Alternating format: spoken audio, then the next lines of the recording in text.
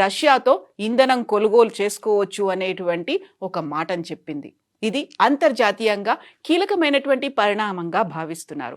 ఇరాన్తో కొనసాగుతున్నటువంటి యుద్ధం కారణంగా అంతర్జాతీయ ఇంధన మార్కెట్లలో నెలకొన్నటువంటి అనిశ్చితిని తగ్గించేందుకు ట్రంప్ ప్రభుత్వం కీలకమైనటువంటి నిర్ణయం తీసుకుంది. రష్యా నుంచి ముడి చమురు దిగుమతి చేసుకునేందుకు భారత్కు నెల రోజుల పాటు తాత్కాలిక వెసులుబాటు కల్పించింది. అయితే ఈ అనుమతికి కఠినమైనటువంటి షరతులను విధించింది. దీనికి సంబంధించినటువంటి అధికారిక ఉత్తర్వులను అమెరికా ట్రెజరీ డిపార్ట్మెంట్కు చెందిన office of foreign assets control OFAC నిన్న జారీ చేసింది.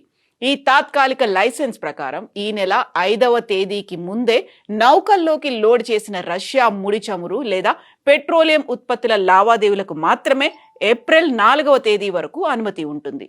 అంటే 30 రోజుల పాటు. ఈ చమురును కేవలం భారత ఓడరేవులకు మాత్రమే చేర్చాలి.